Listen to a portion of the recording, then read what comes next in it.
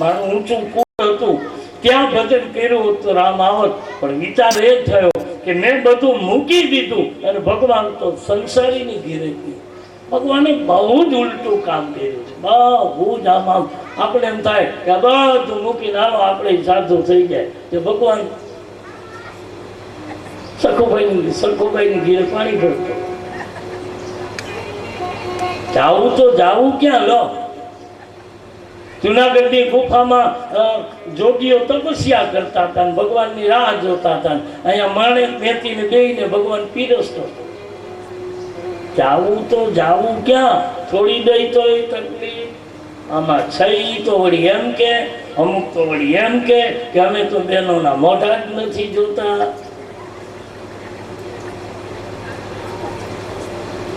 હવે કાંઈ બહુ સમજાય એવું નથી, કઠણ છે. તો કોક વેલા પામી શકે છે. તુલસીનો આંકડો વાંચો ઉત્તર રામાયણમાં, અબજો નહીં કરોડોમાં કોઈ એક વેલો જેહી રાખે રઘુબીર ઉબરે સોયના. તુલસીનો શબ્દ છે, મારું નથી બાપ. જે કહું છું એ મારી ભાષામાં કહું છું, બાકી બધું રામચરિત માનસમાં લખ્યું છે. જે કંઈ કહેવાય છે અહીંથી કહેવાય છે. તો ગાંધી રાજાને ચિંતા થઈ અને તુલસીદાસજી લખે છે કે વિશ્વામિત્રજી અયોધ્યા પધારે, એક પણ રસ્તામાં વિસામો ન લીધો. અયોધ્યા આવ્યા, સરયુમાં સ્નાન કર્યું. ઘણા લોકો પૂછે તો પછી વિશ્વામિત્રજી ત્યાંથી નીકળ્યા અને અયોધ્યા આવીને સરયુમાં સ્નાન કર્યું તો નાયા વિના નીકળ્યા છે? જેને બાવણા ચડાવાઈને આપણે કેમ પહોંચો કે અહીંયા આવીને કેમ સ્નાન કર્યું? ત્યાંથી નીકળ્યા ત્યારે સ્નાન નહીં કર્યું હોય, સ્નાન કરીને જ નીકળ્યા હતા. આપણે ચિંતા કરવાની કઈ જરૂર નથી. પણ સંતનો નિયમ છે કે ધામ દેખે, યાત્રાનું સ્થળ દેખે અને નદીનો કિનારો દેખે, સરોવર દેખે, એટલે સંત સ્નાન કર્યા વિના સરોવર કે નદીમાં સ્નાન કર્યા વિના સંત નીકળે નહીં. નદી પાર જ ન કરે સાધુ સ્નાન કર્યા વિના. આપણી જે માનો નાવડી બેસીને વયા જાય એમ ન જાય, પહેલા સ્નાન કરે સંત, પછી પાર ઉતરે. એટલે વિશ્વામિત્રજી સરયુમાં સ્નાન કર્યું છે. ઘણાને ખબર હોય ને એમ કે એટલે વિશ્વામિત્રજી નાયા વિના ને નીકળ્યા, અહીં આવીને તો નાયા.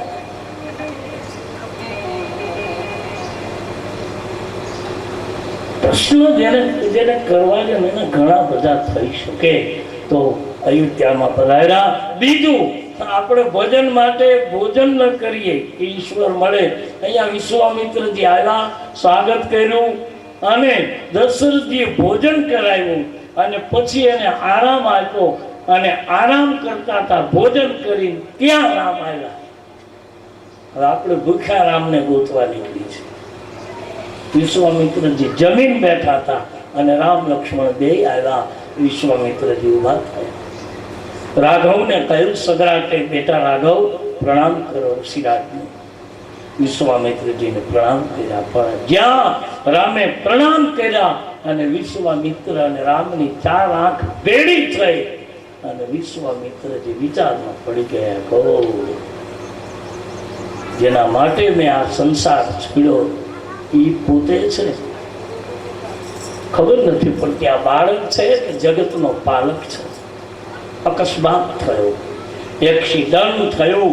જેમ કોઈની સામે આપણો બહુ જ પૂર્વ જન્મનો સંબંધ હોય અને આપણી મુલાકાત થાય નથી, આપણા આમ જોઈ લેતા હોઈએ કે મેં તમને એક વખત જોયેલા, પણ યાદ નથી આવતું. મળ્યા છે ચોક્કસ, પણ પછી એમ કે આ ફલાણી જગ્યાએ આપણે ભેળા થયા, આવો આવો આવો, પછી ભેટી પડી. એમ વિશ્વામિત્રજી રામને જોઈ ચકિત થઈ ગયા કે જેનું ભજન કરું છું ઈ જ છે. અને દશરથનો દીકરો થયો.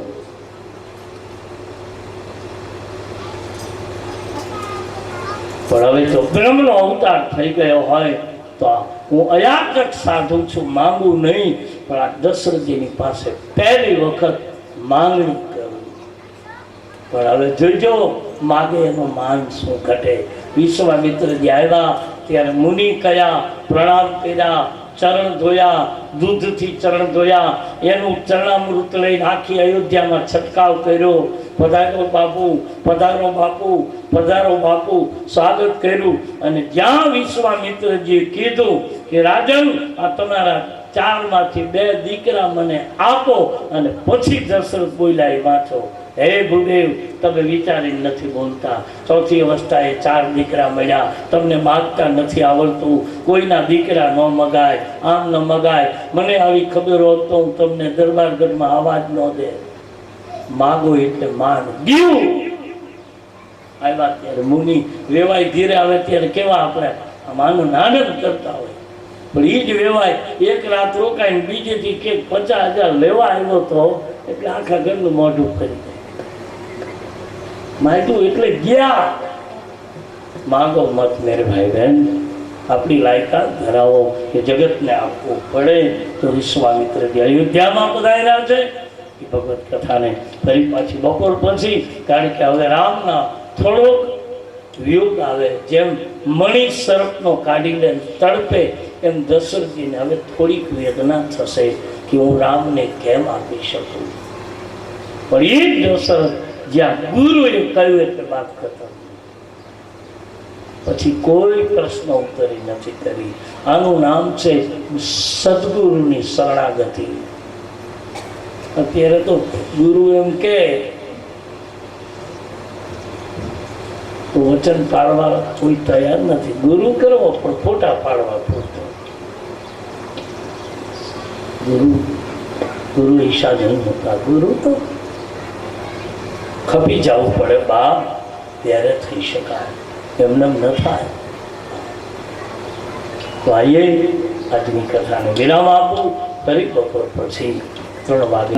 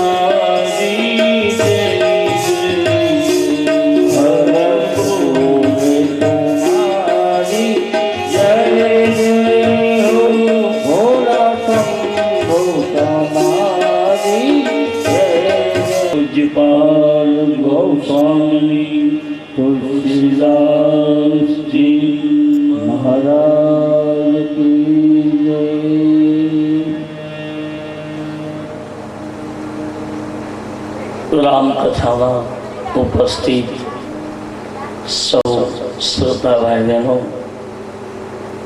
અન્ય મહેમાન મહાનુભાવો, આપ સૌને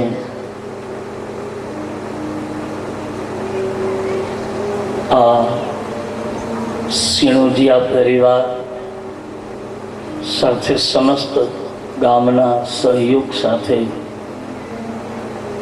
લક્ષ્મણ દાદાના આત્માના આનંદ માટે આજે 9 દિવસીય કથા ચાલી રહી છે. એમાં સવારે અયોધ્યાના સમ્રાટ મહારાજ દશરથજીને ત્યાં એક સાધુ, એક સંત વિશ્વામિત્રજી મહામુનિ છે, યાજ્ઞવલ્કજી મુનિ છે, ભરદ્વાજજી ઋષિ છે, ગૌતમ ઋષિ છે. મુનિ અને ઋષિ એમાં બહુ જ અંતર છે. મુનિ કદાચ યાચના કરવા જઈ શકે, માંગવા જઈ શકે, ઓ મુનિ. પણ મુનિ એટલા માટે માંગી શકે કે વો મુનિ છે. એટલે મુનિ એટલે મૌન, ચૂપ રહે. બહુ જ સમય સ્થિતિની સાથે આજે કલયુગમાં પણ બહુ જ બને ત્યાં સુધી શાસ્ત્રકારો આપણે ત્યાં લખાયું છે જુદી જુદી રૂપે કે બહુ જ કમ બોલવું, ઓછું બોલવું. હા, જરૂરત પડે તો જરૂર, બાકી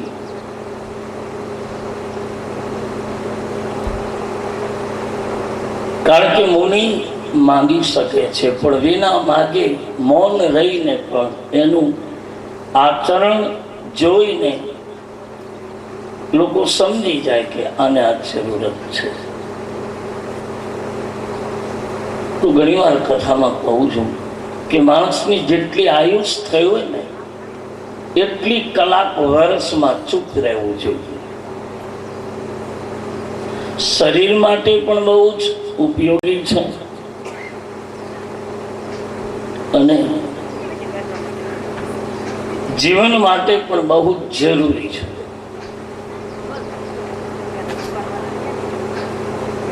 કબીરે તો કહ્યું છે કે બિન માંગે મોતી મિલે. આજ વિશ્વામિત્રજી રાજવીની પાસે આવ્યા છે, કોઈ દિવસ ન માગે પણ આજ યાચના કરી છે.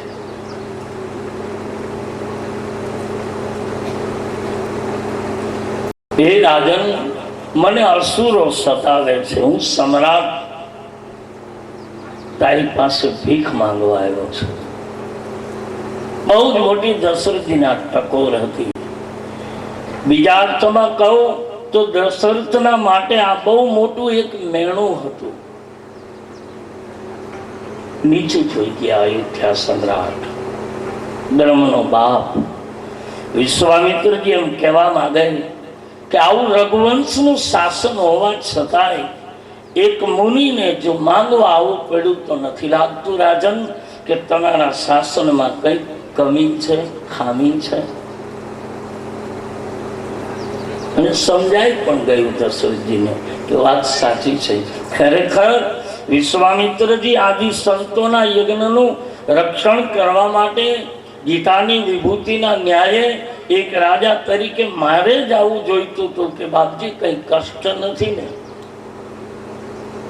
પરંતુ તુલસી સાવધાન કરે છે કે આપણને ઈશ્વરે સમૃદ્ધિ, સંપત્તિ, સદવિચાર આપ્યો હોય તો કોઈ પણ ઋષિ, મુનિ, સંત, સાધુ, અભ્યાગત, જરૂરિયાતમંદ કોઈ પણ વ્યક્તિ હોય તો આપણા સામર્થ્ય પ્રમાણે આપણે પૂછવું જોઈએ કે કઈ જરૂરત છે. બહુ મોટી શીખ આપી મને તમને મેરે ભાઈ બહેન. સંતોને માગવાની ફરજ આ સમાજ કોઈ દિવસ પડવા, હિન્દુસ્તાને કોઈ દિવસ સમાજે, ભારતની ભૂમિના સમાજે સંતોને માંગવું પડે એવી કોઈ દિવસ ફરજ પડવા જ નથી દીધી. અને તેથી કરી આ રાષ્ટ્ર આપણા શાસ્ત્રોમાં પણ બહુ જ ગુપ્ત રીતે વણાયેલું છે.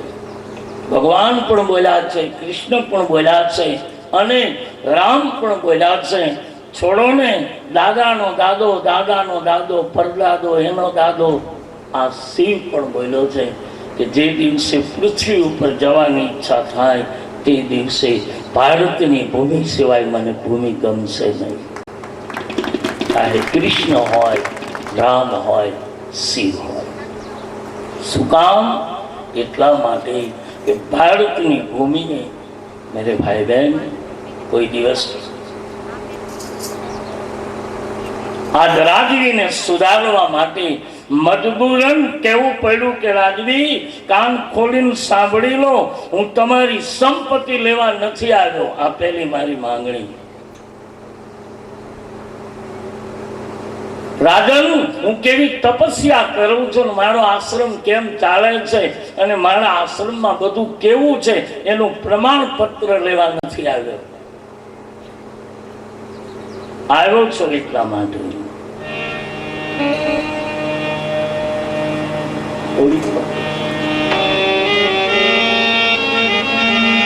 અસુર સમૂહ સતાવહી મોહી મેયાચન આયો નુપતો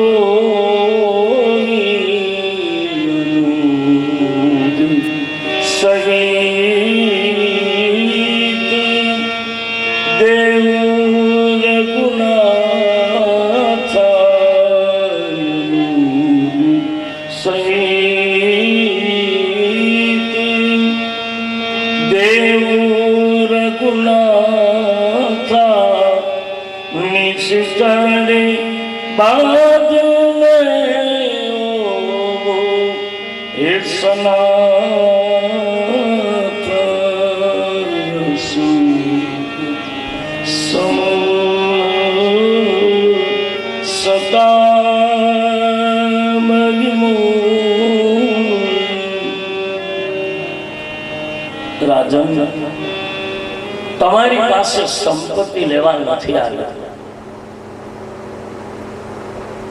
તો હું આવ્યો છું તમારી સંતતિ લેવા માટે. સંતતિ એટલે સંતાન. આ દેશનો ઋષિ, આ દેશનો મુનિ, આ દેશનો તપ અને તપસ્યાથી તપેલો જોગી માંગે નહીં, અને માંગે એટલે આ દેશના રાષ્ટ્રોએ આપણી સંપત્તિ નથી માંગી, આ દેશના સંતોએ માંગી છે આપણી સંતતિ. ગૃહસ્થોના સંસારીઓના સંતાનો માગ્યા છે. રાજવી, તમે નથી કરી શક્યા, એ તમારા સંતાનો કરી બતાવશે અને કોઈ ઋષિઓના કામ હવે અટકશે નહીં. કોઈ રાક્ષસનો લાંબો હાથ નહીં થઈ શકે હવે કોઈના ઉપર. પણ માંગણી છે મારી રામની. અને સાંભળી લો રાજન, રામ એટલે કેવળ અને કેવળ તમારા રાજગૃહમાં બંધાયેલું એક ઘરેણું નથી. રામ એટલે પરમ સત્ય, રામ એટલે કરુણાની મૂર્તિ, રામ એટલે તુલસીદાસજી લખે પ્રેમનું પરિપક્વ થયેલું એક મહાન પુરુષ. રામ એટલે મંદિરમાં બેઠો એવડો નથી, જેનું પરમ સત્ય પરિપક્વ થાય છે માણસ રામ છે. જેનામાં સત્ય સંપૂર્ણ રીતે ટકેલું છે એ રામ છે.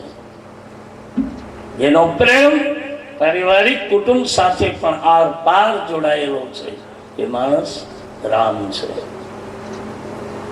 એટલે તો કહ્યું છે તુજ મેં રામ મુझ में राम.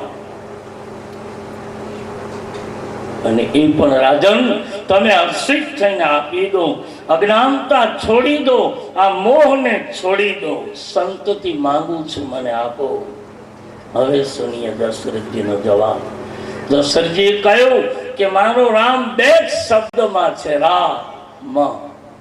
સાંભળી લો બાપજી, બે અક્ષરનું મારી અયોધ્યામાં જેટલું હોય એટલું લઈ જાઓ, પણ રામ નહીં આપું.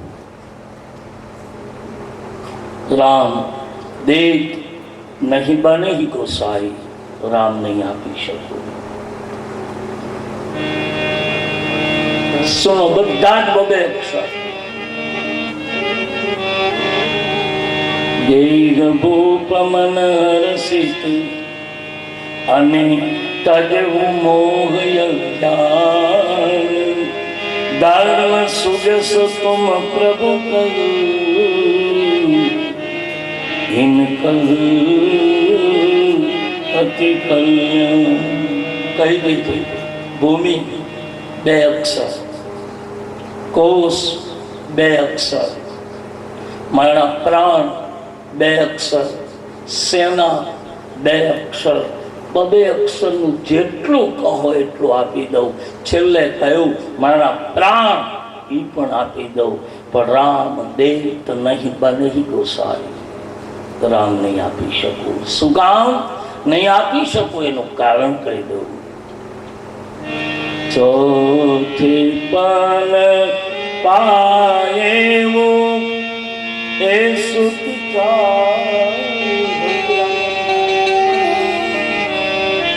ચોથી પણ પાયેવું સુત ચારી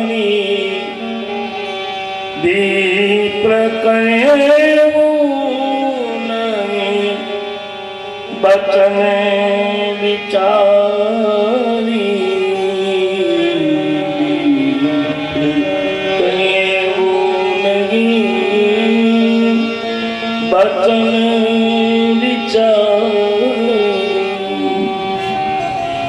મહારાજ હું નહીં આપી શકું એનું કારણ છે ચોથી અવસ્થામાં મને 4 પુત્રો મળ્યા છે અને એ ગુરુદેવ તમે માંગણી જે કરી છે એ ઠીક નથી, અવિવેક કર્યો છે। આવ્યા ત્યારે જ્ઞાની કયા અને પછી વિપ્ર કહી દીધા, ભૂદેવ કહી દીધા। યાદ રખના આપણા એક એક શબ્દો પર આપણી જીવનની કરણી સમજાઈ જાય। આ દુનિયામાં કહીને કે માણસ માણસને નથી ઓળખી શકાય, કારણ કે આવ્યા ત્યારે જ્ઞાની કયા, મુનિ કયા, મહામુનિ કયા, પણ ત્યાં માંગણી કરી એટલે કહી દીધું। વિપ્ર કહેવું નહીં બચન વિચારી, હે વિપ્ર તમે વિચારી નથી માનતા। અને કહ્યું છે કે માંગીએ ને મળે એના કરતા બિન માંગે બહુ મળે।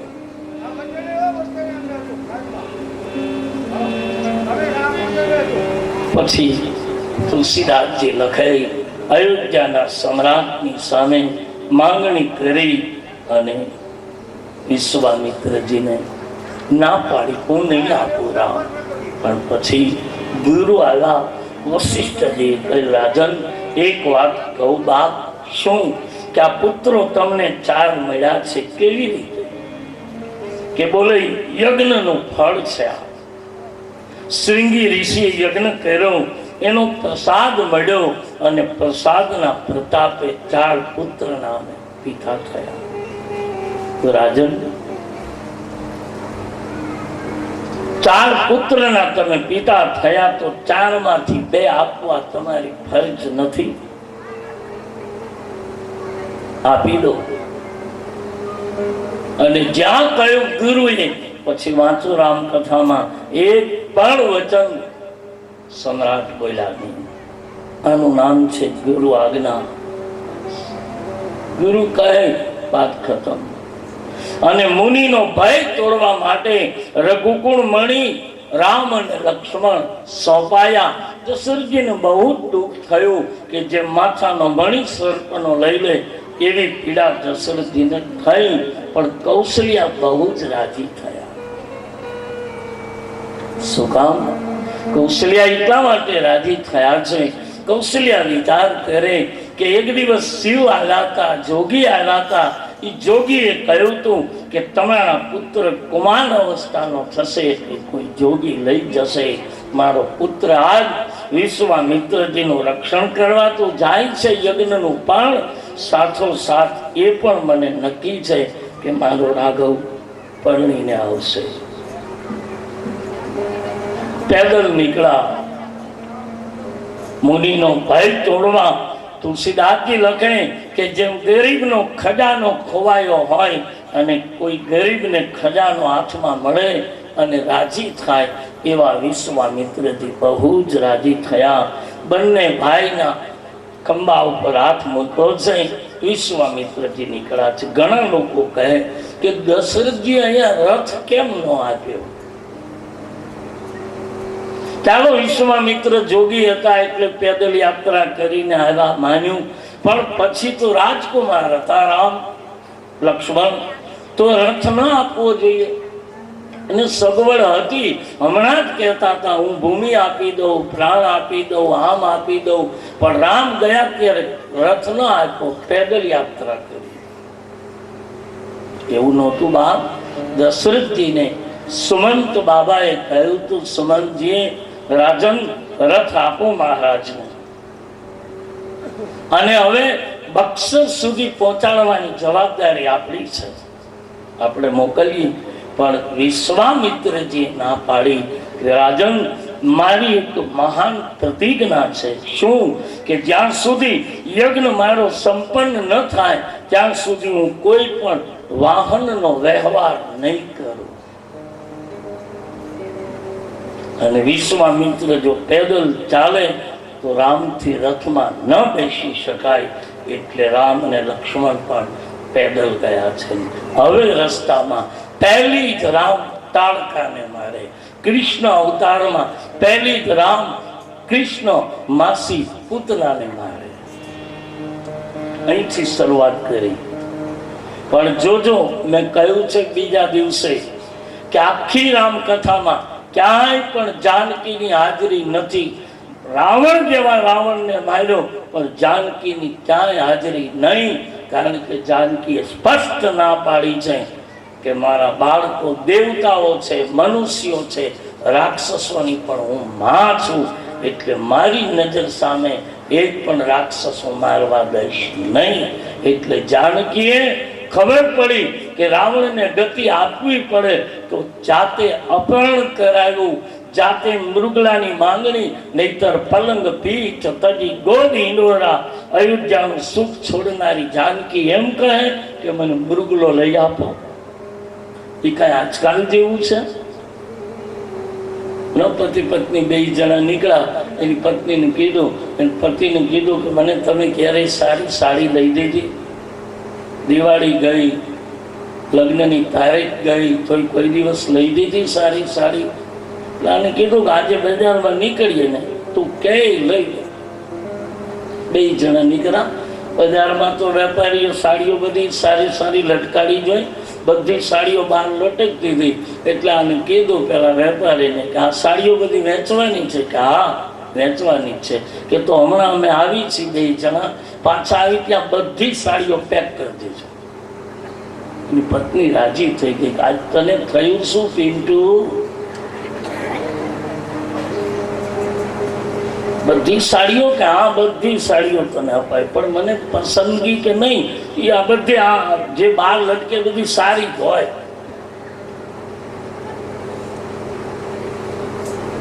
બે જણા પાછા આવ્યા ત્યાં વેપારી રાજી થઈ ગયેલો કે આજ તો બહુ મોટું ગ્રાહક મળી ગયું, અને આજ બધી સાડીઓ બહાર હતી, બધી વેચાઈ ગઈ, બધી સાડીઓ પેક કરી નાખી. વળતા બે જણા પાછા આવ્યા. વેપારીને કીધું સાડીઓ બધી પેક? કે આ શેઠ બધી તૈયાર છે, પેક કમ્પ્લેટ બધી, કઈ કઈ કરવાનું બધી તૈયાર છે, કે આ બધી પેક કરી નાખી. કે પેક કરીને રાખી દેજો, અને કાલથી લટકાડતા નહીં. આ સાડીઓ જોઈને અમારા ઘરમાં ક્યાંય શાંતિ નથી, અંદર રાખી દેજો.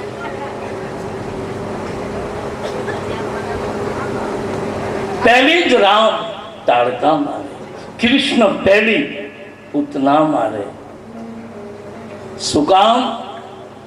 તુલસીદાસજી લખે છે કે રામ એટલા માટે તાડકાને મારે કે જેમાંથી બુનિયાદી તત્વ પ્રગટ થાય છે એને જ નિર્મૂળ કરી નાખવું. એટલે રામાયણમાં લખ્યું છે,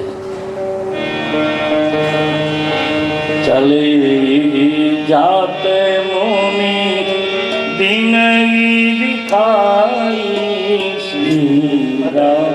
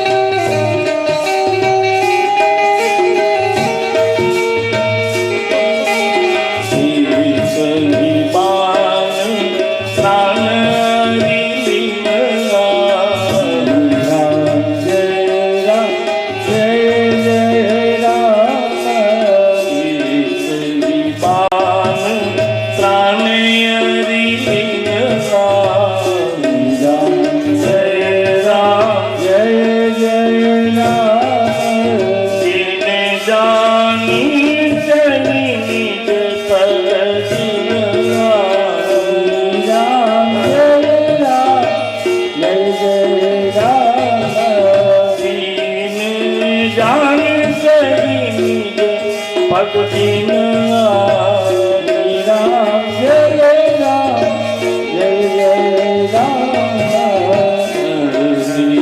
જાત ભૂમિ લઈ ખાય રામ જય રામ જય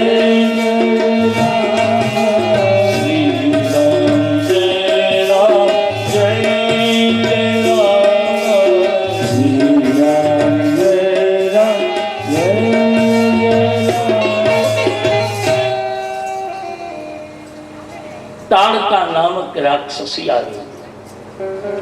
વિશ્વામિત્રજી કહ્યું છે કે રાઘવ, આ તાડકાના સંતાનો જ યજ્ઞમાં વિઘ્ન કરે છે.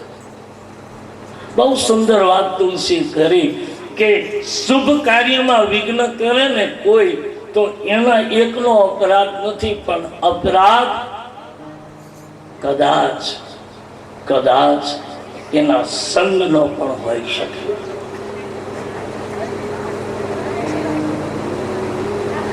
અહીંથી રામના અવતાર કાર્યનો આરંભ થાય છે. નિર્ભાઈ બેન, રઘુનાથના માથામાં અહીંથી તીર ખેંચાણું છે, સારંગ ઉપર બાણ ચડાવ્યું છે અને પહેલું જ રામ કાર્ય કરતા તાડકાનો વધ કર્યો. પણ તુલસી કહે મારી પણ દિન જાણી પાછી એને તારી.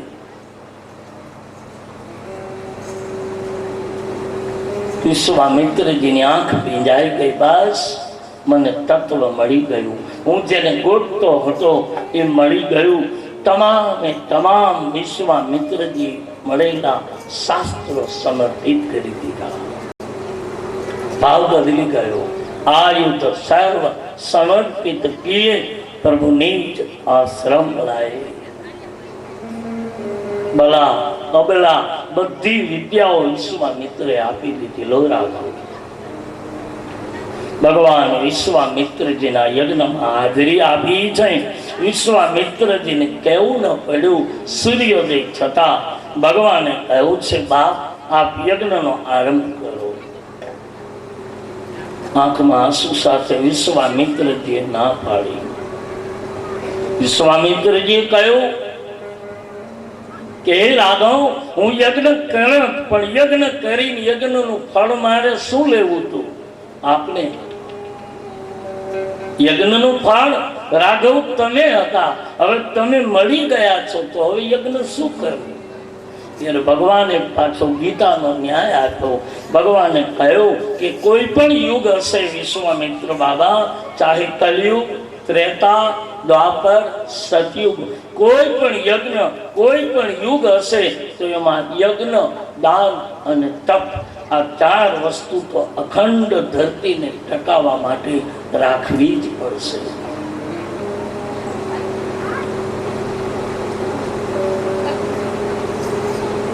કળિયુગનું દાન કયું? જેને જરૂરત છે એને આપો તે. કળિયુગનું તપ કયું? કે આટલું આટલું શુભ કાર્ય કરીને છતાંય દુનિયા બોલે અને સહન કરી લેવું, એનું નામ તપ. કળિયુગનું દાન કયું? જેને જરૂરત છે એને આપો. કળિયુગનું તપ સહન કરવું. કળિયુગનો યજ્ઞ કયો? કળિયુગનો યજ્ઞ બીજા તો કરીએ જ છીએ, કરવા જોઈએ, પણ એને આપણે કઈ દાનથી ભાષામાં જુદું નામ આપ્યું છે. આપણે યજ્ઞ નથી કહેતા, હવન કહીએ છીએ. યજ્ઞ જુદી વસ્તુ છે, હવન જુદી વસ્તુ છે. યજ્ઞ તમને ખબર છે, આપણે વેદોમાં લખ્યું છે કે એક તમે સોમ યજ્ઞ કરો. સોમ યજ્ઞ બહુ જ વિધિ વિધાનથી કરી શકાય. અમે બિહારમાં મારા ગુરુની સાથે કરેલો, મારી કથા હતી અને યજ્ઞ પણ હતો. ત્યાં મટિયાલ કરીને ગામ હતું, બહુ વિશાળ ગામ હતું. ત્યાં યજ્ઞ અમે કરેલો 5-7 વર્ષ પહેલા, જેને સોમ યજ્ઞ કહેવાય. જે સોમ યજ્ઞ થાય એનું બહુ જ મોટું ફળ છે, પણ સોમ યજ્ઞ કરવો બહુ કઠિન છે, બહુ જ કઠિન. હા, આપણે તો યજ્ઞ ક્યાં કરીએ છીએ? હવન કરી છે.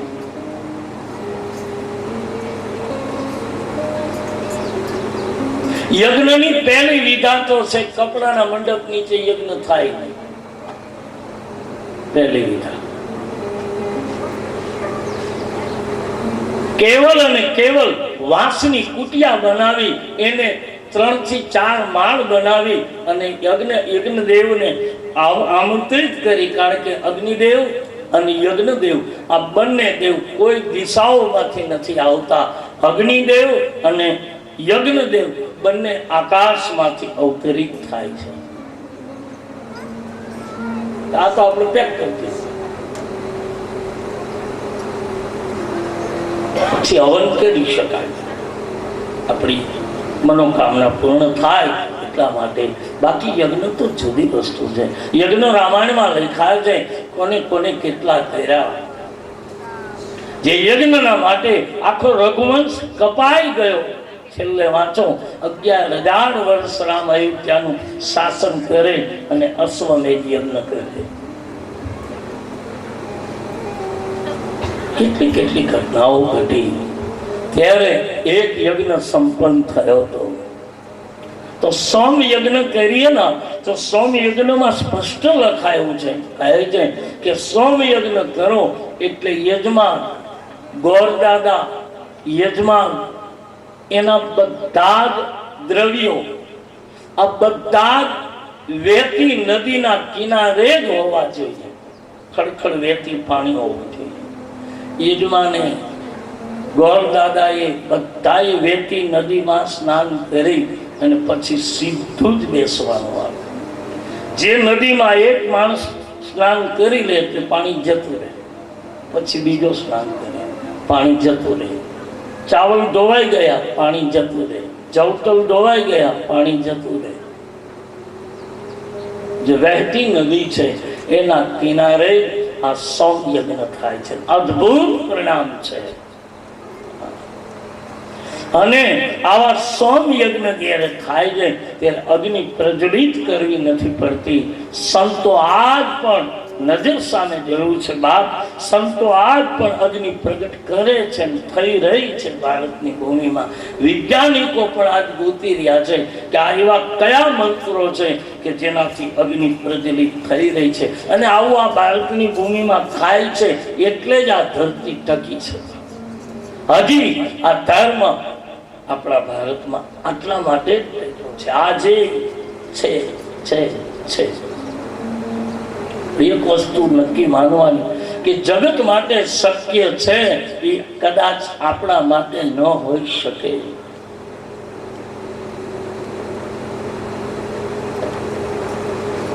આવા યજ્ઞ માટે રામ કહે છે કે યજ્ઞ કરો બાપ. યજ્ઞ, દાન અને તપ એ તો ચારે યુગમાં જરૂરી છે. માટે આપ કરો યજ્ઞ. ભગવાનને કહ્યું છે યજ્ઞ કરો.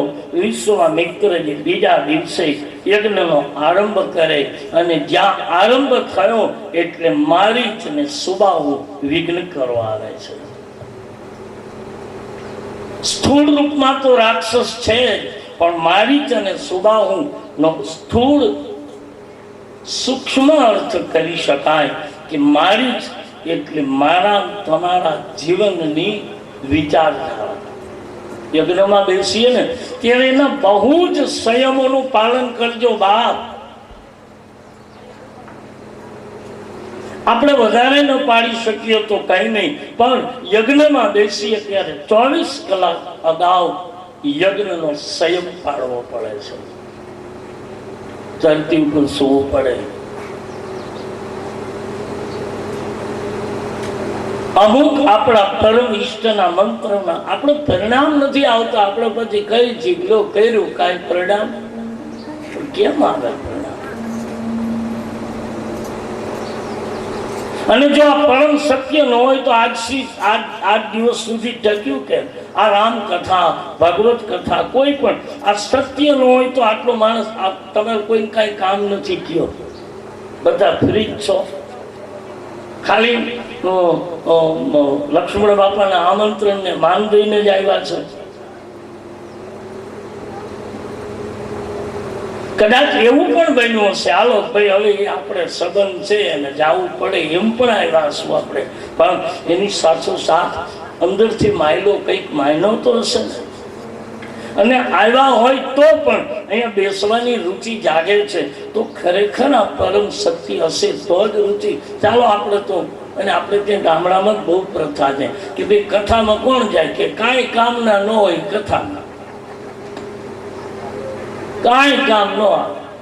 અને એમાં પુત્ર વધુ તો બહુ જ રાજી થાય કે આજ તો અમારા ગામમાં કથા બેસવાની છે, હવે 9 દી નિરાશ.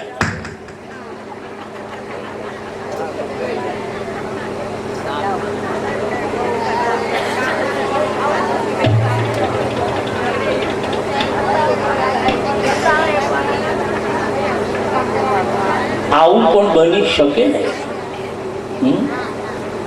પણ એવું નથી. મારા દેશનો યુવાન ભાઈ બહેન, અને અયોધ્યા કાંડ તો ખાસ સાંભળજો. હા, વડીલો ન આવું તો ધીરે રોકાઈ દો, પુત્ર વધુને દીકરાને મોકલજો કે લગ્ન પછી હવે રામ પરણીને આવશે. પરણીને આવ્યા પછી અયોધ્યામાં કેમ માણસના દાંપત્ય બગડતા જાય છે યુવાનીમાં. અને કોને પકડાયું હું ગોતું છું, જડતો નથી કે આટલી ઉંમરનાને કથા સંભળાય. તમે ક્યાં હજી કથા જેવડા છો? તમે 70 વર્ષ સાંભળી ફેર પીડ્યો કાંઈ?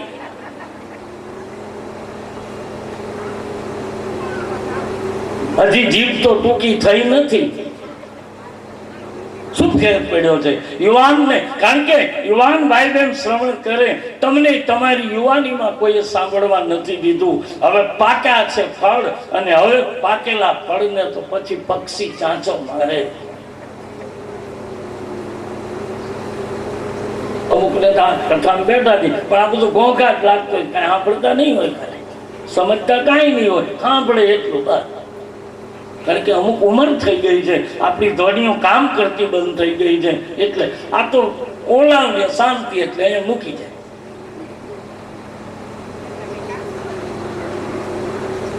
મેરે ભાઈ બહેન, અયોધ્યા કાંડ અદ્ભુત જે શરૂ થશે રામ પરણીને આવ્યા પછી, જ્યાં રિદ્ધિ સિદ્ધિ અને સંપત્તિ એકત્રિત થાય જાય. અને એક વખત બાપ હાથ જોડીને વિનંતી કરું કે આમાં એક વખત પ્રવેશ કરીને જીવી તો જુઓ, જીવવાનો સુખ તો દેખો એકવાર.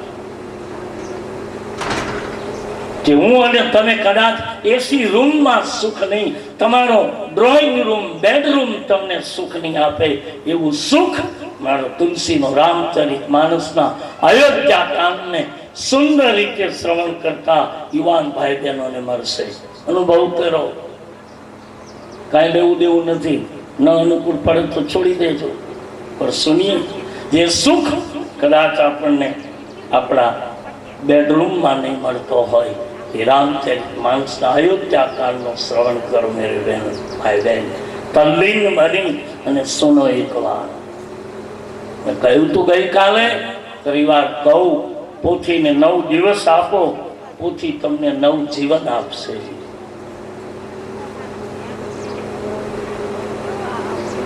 વિશ્વામિત્રજી મહારાજને કહ્યું છે, રાજન યજ્ઞ કરો. મારીચ અને સુબાહુ શું છે? મારી તમારી વિચારધારા બંને આવ્યા છે. મારીચ ને ભગવાન ફણા વગરનું બાણ મારે 400 ગાવ ફેંક્યો. એટલે કે તુલસી કહે મારીચ 400 ગાવ ફેંકાણો, એનો અર્થ માયા 400 ગાવની છે, માયાથી પર ફેંક્યો. જેને સત્યનું બાણ વાગે એ રહે માયામાં, રહે બધાની વચ્ચે, પણ કંઈક જુદું નથી. આપણા કુટુંબમાં હોય, આપણી વચ્ચે જ હોય, આપણી સાથે જ રહેતા હોય, પણ એનું જીવન આપણને આપણા કુટુંબમાં જુદું લાગે કે કંઈક અમારે જુદી રીતે જીવે છે એવું લાગે. પારિવારિક કુટુંબમાં પણ મેરે ભાઈ બહેન એક આંતરિક જીવનનું અંતર રાખીને જીવવો, જીવતા શીખવું હોય તો જીવન માટે અંતરો જરૂરી છે, ફાસલો જરૂરી છે. વિશ્વામિત્રજીના કહેવાથી ફણા વગરનું બાણ માર્યું, 400 ગાવ ફેંક્યો અને સુબાહુને અગ્નિ બાણથી પ્રાણ છોડ્યા. યજ્ઞ પૂરો થયો. યજ્ઞની ફલશ્રુતિ રામ પ્રત્યક્ષ દર્શન થયા. એક રાત્રિ મુકામ થયો. બીજા દિવસની સવારે ભગવાન કહે છે બાબા હવે અમે અયોધ્યા પાછા જઈએ. વિશ્વામિત્રજી થોડીક ગમે તેમ તો મનુષ્ય છે એટલે થોડીક ચતુરાઈ કરી. આપણામાં ચતુરાઈ ઈશ્વરની આપેલી થોડીક દેન છે. તમે જો ગમે તેમ આપણે જીવીએ તો થોડીક તો આપણે જીવનમાં લુચ્ચાઈ કરી કરી કરી કરી કરી.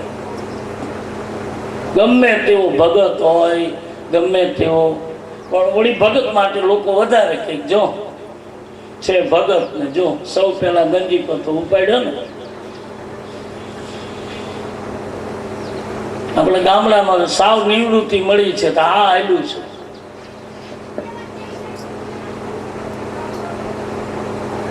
મેરે ભાઈ બહેન લખે છે તુલસી બીજા દિવસે વિશ્વામિત્રજી મુનિ હતા અને છતાંય થોડીક, કારણ કે મનુષ્ય છે, ગાદી રાજાના દીકરા છે એટલે મનુષ્યના રૂપમાં થોડીક ચતુરાઈ વાપરી છે. રામ સામે પણ જે સત્ય છે એની સામે પણ હેતુ કથન સારું છે.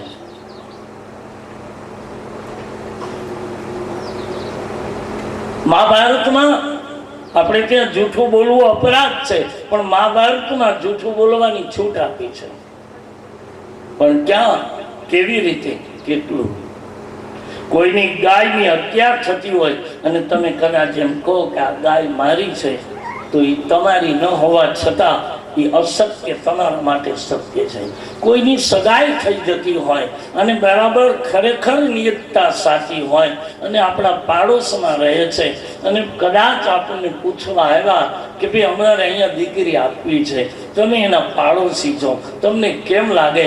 આપણે જરાય અનુકૂળ એની સાથે ન હોવા છતાં એનું કલ્યાણ થતું હોય તો કદાચ એક શબ્દ બોલી અને એના કલ્યાણ અર્થે અસત્ય બોલાઈ જાય તો પાપ નથી. અને આટલું ન કરો તો કાંઈ નહીં, પણ કોકનું થતું એનું પેટ્રોલ બારી ના પાડવા જતા નહીં.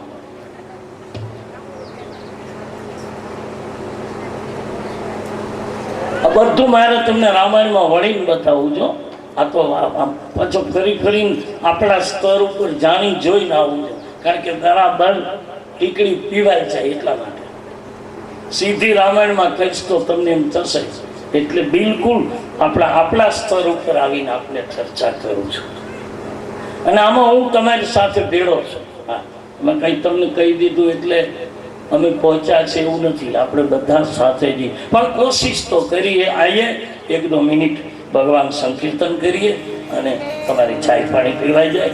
2-5 છોકરાને બહેનો થોડી ઉતાવળથી લઈશું અને ઓછા હોય તો 2-5 માણસો વધી જાવ એટલે ઝડપથી.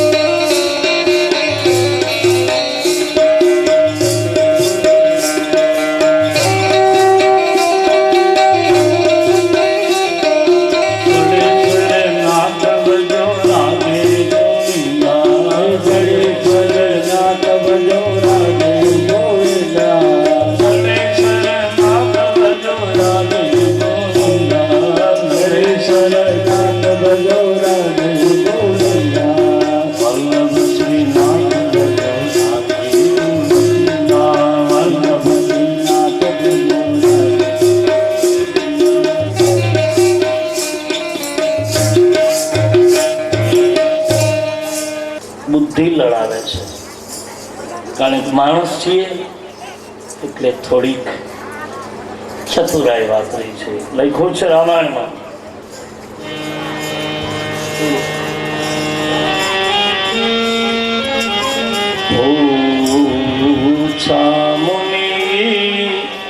શિલા પ્રભુ બાપજી તમે બુદ્ધિ લડાવી અને શબ્દ પ્રયોગ તુલસીનો, ખાલી તુલસીની કવિતા દેખી, માનસની કવિતા.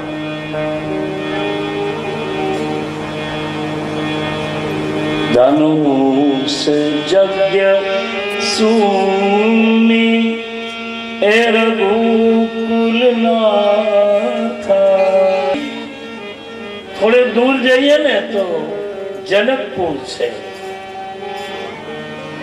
અને ત્યાં એક ધનુષ યજ્ઞ છે એવું વિશ્વામિત્રજી બોલ્યા. હવે ત્યાં ધનુષ યજ્ઞ નથી,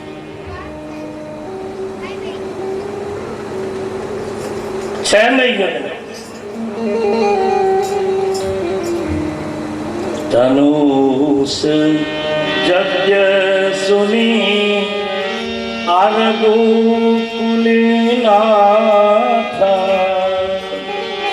પણ વિશ્વામિત્રજી અને કહે છે યજ્ઞની વાત રામની સામે જાણી જોઈ ન કરી. શું કામ?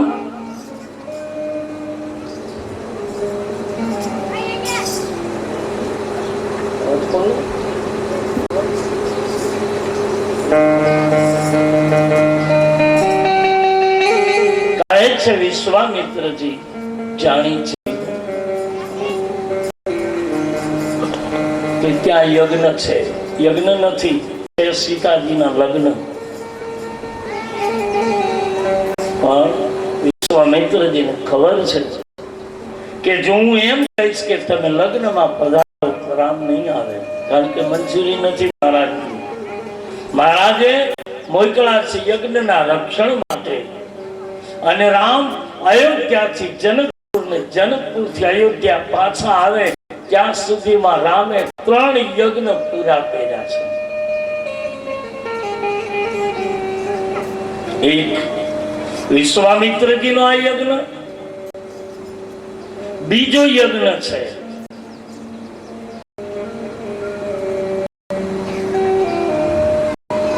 જનકપુરનો ધનુષ યજ્ઞ, અને ત્રીજો યજ્ઞ છે ધનુષ તૂટ્યા પછી પરશુરામજીનો ક્રોધા અગ્નિનો યજ્ઞ છે. માર કરતો આવ્યો તો પરશુરામજી મહારાજ, અગ્નિની શિખરો નીકળતી હતી ક્રોધની. રામને જોયા પછી વાંચો છો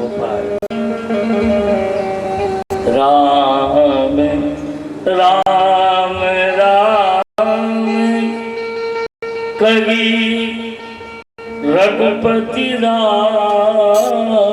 વિશ્વામિત્રજી રામ રામ, હા પરશુરામજી રામ રામ. અરે ત્યાં સુધી બોલ્યા ક્ષમાવું દો ત્રાતા. હે બંને ભાઈ મને ક્ષમા કરી દો. તમે રામ અને લક્ષ્મણ તો ક્ષમાના મંદિર છો.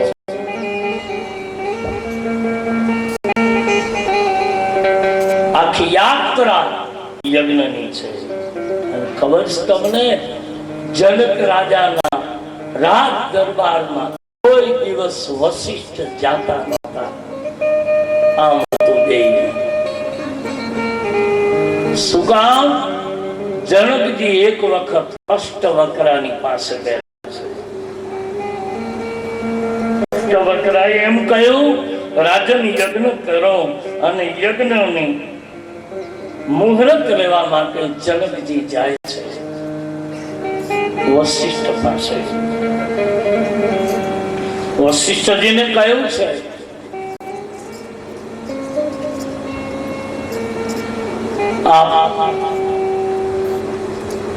યજ્ઞ કરી આપો. તો વશિષ્ઠજીએ કહ્યું મારી પાસે સમય નથી. હું આપને યજ્ઞ કરી આપું, પણ અમુક સમય જવા દો. પછી જનકે કહ્યું કે નહીં, મારે આ સમયમાં યજ્ઞ કરવો છે. ના પાડી, જેથી કરી જનકની સાથે વશિષ્ઠજીને થોડુંક પેલું થયું, શાસ્ત્રીય બાબત. અને રામાયણ વાંચો એટલે ખબર પડે, દશરથજી કોઈ દિવસ કોઈના મહેમાન નથી થયા, કોઈ દિવસ નહીં. હા, ઇન્દ્રને જરૂર પડતી એટલે ઇન્દ્ર બોલાવતો, પણ એ તો રાક્ષસોના ભયના કારણે, મહેમાન નહીં, રક્ષણ કરવા માટે ઇન્દ્ર. બાકી મહેમાન કોઈના ન થયા.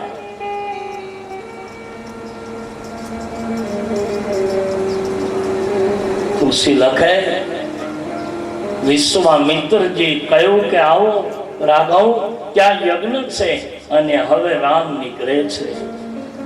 રસ્તામાં એક ઘટના ઘટી, અદ્ભુત પ્રસંગ.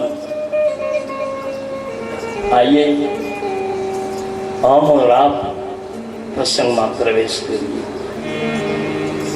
આશ્રમ એક દીખ મધમાઈ, જીવ જંતુ તાન કછુન બસાઈ.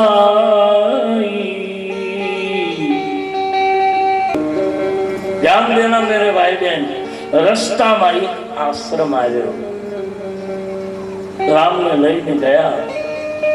કેવો આશ્રમ? નીરવ શાંત વાતાવરણ, શાંતિ. પશુ પક્ષીઓ એ આશ્રમમાં ફરકતા નથી. વૃક્ષો ઉભા છે, પણ જાણે ઋષિ મુનિઓ તપસ્યામાં ઉભા હોય એમ વૃક્ષોના પાંદ હલતા નથી. અને એની બાજુમાંથી નીકળ્યા એટલે વિશ્વામિત્રજીને રામ પૂછે છે, બાબા, આવો નીરવ શાંત આશ્રમ કોનો છે? કેમ કોઈ દેખાતું નથી બાબા? અને બાબા, આ પથ્થરની મૂર્તિ પડી છે, જોઉં છું તો નિષ્પ્રાણ છે, પણ જાણે એમાં ચેતન ખડકતું હોય એવું દેખાઈ રહ્યું છે. બાબા, બતાવો ને આ કોની મૂર્તિ છે? રાઘવેન્દ્ર પ્રશ્ન કરે. વિશ્વામિત્રજી મહારાજ તો કહે છે, પ્રભુ, તમે અંતર્યામી છો, સર્વજ્ઞ છો, અને છતાંય મને પૂછો છો તો સુનો, આપને કહી દો. અને હવે ઋષિ બોલે છે, ગૌતમ નારી સાત અને ઉપલ દેહ ધરી, ચરણ કમલ એરજ ચાલતી, કૃપા કરવું. સંતો કેટલા પરોપકારી છે. વિશ્વામિત્રજીનો અધિકાર છે રામને હુકમ. ધ્યાન દેના મેરે ભાઈ બહેન, અદ્ભુત પ્રસંગ કે મારા તમારા જીવનમાં ભૂલ થઈ જાય, કોણ નથી કરતું? અને એક અહલ્યાની ભૂલ થઈ, પણ પરિણામ દેખીએ. સંત અહીંયા હુકમ નથી કરતા, રામજીને પ્રાર્થના કરી. વિશ્વામિત્રને દયા આવી. રાઘવેન્દ્ર, આ ગૌતમ ઋષિનો આશ્રમ છે, આ પથ્થર દેહ જે પડ્યો છે, અચેતન પડ્યો છે, એ ગૌતમના પત્ની અહલ્યાજી છે, અંજનીની માતા છે, સતાનંદની માતા છે, બે સંતાનોની માં છે. બાપા,